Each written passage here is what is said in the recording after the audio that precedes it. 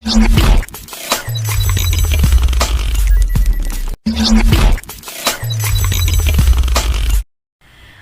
selamat pagi, Shalom anak-anakku kelas 1. Bagaimana kabarnya?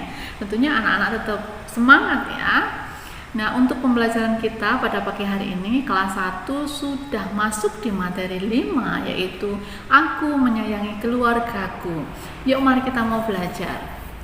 Setiap keluarga Kristen kehidupannya harus diikat oleh cinta kasih. Kasih itu sendiri dibagi menjadi 4. Yang pertama, kasih agape. Kasih agape adalah kasih yang tulus dan murni yang hanya dimiliki oleh Tuhan Yesus Kristus. Ya, jadi Tuhan Yesus Kristus sangat mengasihi manusia sehingga Tuhan Yesus merelakan nyawanya untuk menjadi tebusan bagi umat manusia. Tuhan Yesus menjadi juru selamat dunia yang menghapuskan semua dosa umat manusia. Nah, kasih yang kedua adalah kasih storge. Kasih storge adalah kasih pertalian darah antara orang tua dan anak, gitu ya. Atau juga bisa disebut sebagai kasih yang muncul karena adanya pertalian darah dalam keluarga ya. Contohnya orang tua dan anak, kemudian kakek nenek dan cucunya, itu ya. Nah, kasih yang ketiga adalah kasih filia. Kasih filia adalah kasih persahabatan. Jadi anak-anak bisa bersahabat dengan binatang ya, contohnya anjing atau mungkin kucing ya, atau mungkin ayam ya. Nah, jadi persahabatan selain dengan sesama manusia bisa dengan binatang, gitu ya. Nah, kasih yang keempat adalah kasih eros. Kasih eros itu adalah kasih di antara suami istri, yaitu siapa? Mama dan papa. Oke, kemudian lanjutkan. Mengasihi artinya memberi kasih. Rasul Paulus melalui suratnya kepada jemaat di Korintus mengajarkan tentang sifat-sifat kasih. Yuk anak-anak silakan diambil buku catatannya dan juga pensilnya. Yuk ditulis ya, sifat-sifat kasih. Yang pertama adalah kasih itu sabar. Contohnya ya. Nah, anak-anak ketika sampai di rumah, ya kan, ketika sampai di rumah kan perutnya lapar nih, sedangkan mama belum selesai memasak, mungkin nasinya belum mateng ya, masih dinanak ya kan? Kemudian sayurnya juga proses menuju matang ya, tapi perut anak-anak sudah lapar. Nah, dalam kondisi seperti ini bagaimana anak-anak? Anak-anak marahkah? Atau bertanya sama mama, "Ma, sudahkah matang nasi dan juga sayurnya?" Nah, kalau seandainya anak-anak marah kepada mama, ya, mungkin dengan cemberut atau mungkin gitu, atau mungkin melontarkan kata-kata yang sedikit keras pada mama itu kerjaannya apa sih, kok belum selesai masaknya, aku udah lapar. Apakah seperti itu? Nah, kalau anak-anak melakukan seperti itu ya, marah ya, kemudian mungkin melontarkan kata-kata yang sedikit kasar kepada mama ya, dengan ekspresi marah begitu ya, berarti anak-anak belum memiliki sifat apa? Sabar. Nah, kalau seandainya anak-anak memiliki sifat sabar, maka anak-anak akan dengan penuh pengertian bertanya sama mama, "Ma, kenapa belum mateng? Aku sudah lapar loh." Nah kan, bisa dengan baik-baik dikomunikasikan dengan mama, ya kan, nggak perlu marah-marah. Nah, contoh lagi, ketika anak-anak sedang di rumah gitu ya,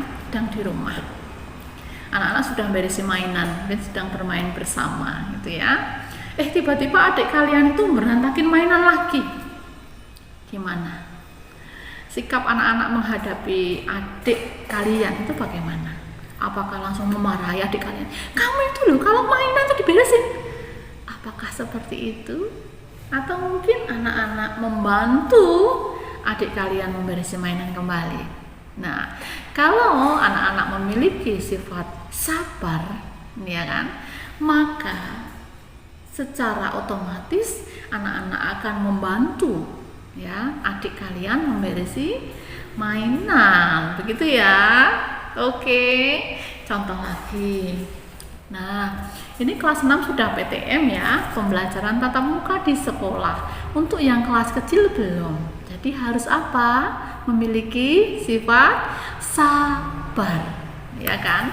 Dalam artian bagaimana? Apakah tidak mau belajar? Apakah tidak mau lagi mengerjakan tugas juga? Tidak seperti itu ya. Jadi untuk yang kelas kecil masih pembelajaran melalui daring atau online. Nah, dalam artian sabar di sini anak-anak tetap belajar secara daring, mengikuti pembelajaran yang disampaikan oleh Bapak dan Ibu guru ya. Mungkin ada video pembelajarannya gitu ya, seperti Budian bikin. Nah, itu anak-anak harus apa? Harus dengan sabar mengikutinya ya. Mungkin sedikit iri ya, kok kelas 6 sudah ya, kelas besar kok sudah PTM, kok aku belum. Nah, untuk itu anak-anak harus semangat ya. Semangat di dalam apa? Belajar. Nah, itu namanya apa? Memiliki sifat kasih. Yang kedua adalah murah hati. Murah hati dalam artian di sini anak-anak adalah suka memaafkan, tidak menyimpan dendam. Nah, kalau seandainya ada teman-teman ya yang mungkin pernah menyakiti hati anak-anak, yang mungkin pernah mengecewakan anak-anak, yang mungkin pernah menjengkelkan anak-anak ya, itu tidak disimpan di hati, tetapi apa? Mau memberikan apa? Pengampunan, mau memaafkan, itu namanya murah hati ya. Jangan nanti ada anak-anak yang berkata, aku masih jengkel sama si A Bu, karena apa? Pensilku tuh dipatahkan begini jadi 2, nggak diganti loh, aku rugi loh. Itu masih diingat-ingat kejadian mungkin 1 tahun yang lalu, masih diingat-ingat di sini, membekas dalam hati. Itu namanya apa? Bukan murah hati. Karena apa? Masih mengingat-ingat kesalahan orang lain, masih menyimpan dendam di sini. Tidak boleh. Nah, anak-anak harus belajar apa? Belajar untuk mengampuni ya, belajar untuk memaafkan atas kesalahan yang mungkin diperbuat oleh teman-teman kalian, atau mungkin kakak, atau mungkin adik, atau mungkin saudara sepupu ya. Nah, kita harus belajar apa? Mengampuni. Belajar menjadi anak yang apa? Murah hati. Oke anak-anak ya. Kemudian mau sampaikan bahwa kalau anak-anak menyimpan dendam dalam hati, masih mengingat-ingat kesalahan yang pernah dilakukan orang lain, maka yang rugi siapa? Anak-anak sendiri. Karena apa anak-anak? Secara otomatis ya kan, fisik kita ini terganggu ya kan, psikis kita juga terganggu. Kalau lihat orang itu, kalau ketemu dengan dia otomatis gak mau ketemu ya kan, aku lewat jalan yang lain, gak mau bertegur sapa ya, mungkin malah pelotot-pelototan gitu ya. Itu akan mempengaruhi kesehatan kita ya. Karena apa? Kita masih menyimpan dendam di sini. Kita masih teringat-ingat kesalahan akan dia. Kita akan bagaimana? Nggak enak makan, nggak enak tidur, ya kan? Nggak mau tersenyum, manyun aja bawaannya. Terganggu kan? Apalagi kalau mau belajar, nggak mau aku.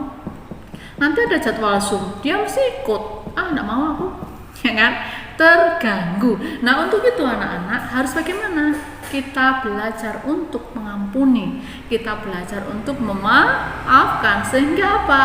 Kita menjadi pribadi yang murah hati. Oke. Sifat kasih yang ketiga adalah tidak cemburu. Tidak cemburu ini kata lainnya adalah tidak iri hati. Ya, contohnya begini. Ketika teman satu kelas ada yang mendapatkan nilai 100 begitu ya, anak-anak iri, ya, kok bisa sih dia itu nilainya 100, padahal dia tuh nggak pinter. Menghakimi anak-anak ya. Mungkin dia nyontek ya. Nyontek itu pasti yang berprasangka buruk. Tidak boleh ya. Jadi anak-anak harus mengembangkan sikap apa? Berpikir positif terhadap orang lain. Tidak boleh berprasangka buruk terhadap orang lain. Begitu ya anak-anak ya. Nah, sifat cemburu ini harus dihilangkan, harus dibuang dari dalam diri kita. Hati kita ini harus dibuang ya. Nah, kalau cemburu itu dipelihara, iri hati itu dipelihara di sini, maka akan menjadi apa? Akan menjadi dendam. Untuk itu tidak usah dipelihara iri hati, tidak usah dipelihara apa? Cemburu, tidak baik.